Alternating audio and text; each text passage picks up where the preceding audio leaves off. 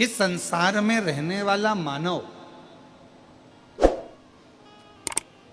दुनिया के कई लोग उनसे कहेंगे कि इनको पितृदोष लग गया, दुनिया के कई लोग कहेंगे इनको पितरों का दोष लगा हुआ है,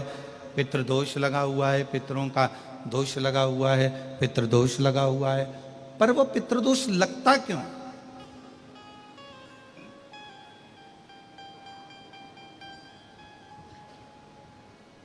पितृदोष लगने का कारण है क्या? आपने अपने गए हुए पूर्वजों के लिए तर्पण भी करा, पिंडदान भी करा, तिलांजलि भी दी, ब्राह्मण का भोजन भी कराया, सब कुछ करा जो आपसे बन सकता था, आपने सब कुछ करा, सब कुछ। फिर पितृदोष कैसे लग गया? फिर पितरों का दोष कैसे लग सकता है? तो पितरों ने तुरंत भगवान देवादिदेव महादेव से कहा कि संसार सागर में माता पिता के रहते हुए उनका आदर ना कर पाना, या माता पिता को जब प्यास लगी उस समय पर जल प्राप्त ना हो पाना, या किसी न किसी रूप में माता पिता के पूर्वजों के आदर से वंचित रह जाना, फिर माता पिता के चले जाने के बाद, बुजुर्गों के चले जाने के बाद वो दोष घर में लग जाना पितृदोष की संज्ञा में आता। और पितृदोष के 4 लक्षण सबसे प्रबल हैं। ये कोई भी अनुभव कर सकता है। पितृदोष के 4 लक्षण में पहला लक्षण है 1 रुपया कमाओ, 1.25 रुपये खर्च हो रहे हैं, समझ लेना पितरों का दोष है। दूसरे नंबर का, एक व्यक्ति घर में बीमार है, ठीक हुआ, दूसरा बीमार पड़ गया, तीसरा ठीक हुआ, चौथा बीमार पड़ गया, घर में कोई ना कोई निरंतर बीमार पड़ा हुआ है, दवाई गोली लगी रही है, समझ लो पितरों का दोष है। तीसरे नंबर पर आप कोई पूजन की थाली लगाए, किसी को भोजन देने जा रहे थे, किसी को पानी देने जा रहे थे, किसी को भोजन का कोई नाश्ता देने जा रहे थे, और आपकी ट्रे में से, आपकी थाली में से, आपके हाथ से अगर कोई भरा हुआ पात्र पानी का गिर गया, नाश्ते का गिर गया, थाली गिर गई, कोई दूध का गिलास गिर गया, कोई सामग्री गिर गई, कोई पूजन की थाली तुम्हारे हाथ में है और पूजन की थाली में से मालूम पड़े कोई सामान गिर गया नीचे, समझ लो कि पितृ का दोष है। और चौथे नंबर पर पितरों का दोष का वर्णन किया गया, घर में जितने सदस्य रह रहे हैं, अगर वो किसी न किसी रूप में एक दूसरे पर चिढ़कर बोल रहे हैं, क्रोध कर कर बोल रहे हैं। प्रश्न बहुत छोटा सा है, पत्नी ने कुछ कहा, उसका उत्तर पति ने चिढ़कर दिया, पति ने कुछ कहा, पत्नी ने चिढ़कर उत्तर दिया, बच्चों ने कुछ कहा, माँ बाप ने चिढ़कर उत्तर दिया, माँ बाप कुछ बोले, बच्चे चिढ़कर उत्तर दिए, समझ लेना कि कहीं ना कहीं पितरों का दोष। तो भगवान पितृदेव ने अपने दामाद से,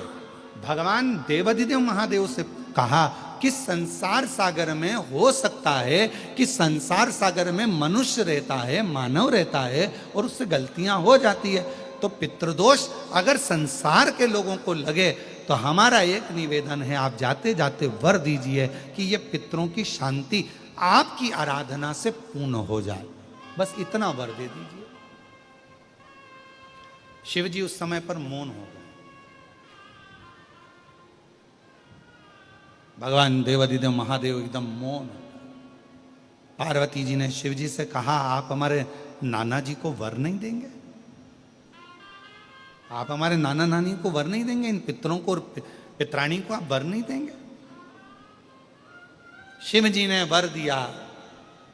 मां पार्वती जी के नाना जी को और अपने नाना ससुर को, हे पितृदेव,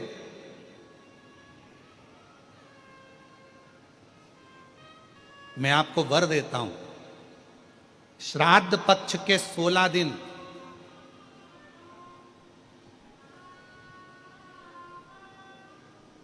यदि संसार का कोई मनुष्य बेल दूध का प्रयोग करता है, बेल दूध से मतलब होता है बेलपत्र के ये मध्य भाग जो होता है, बेलपत्री की जो नीचे की 2 पत्तियां जो होती है, ये 2 पत्तियां जो बेलपत्री की होती है, इस बेलपत्री की दोनों पत्तियों को शिवलिंग पर जब आप रखते हैं, शिवलिंग पर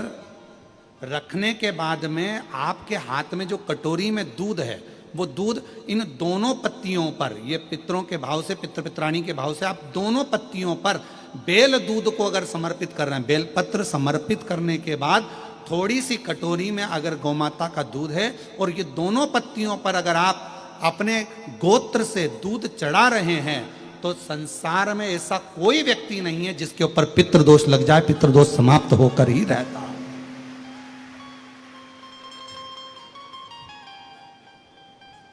शिवलिंग पर बेलपत्र चढ़ाई, बेलपत्र चढ़ाकर ये नीचे की जो पत्ती है, आपका जो दूध का भाग है वो 2 पत्ती पर चढ़ना चाहिए, तीसरी पत्ती पर जल का भाग आता है।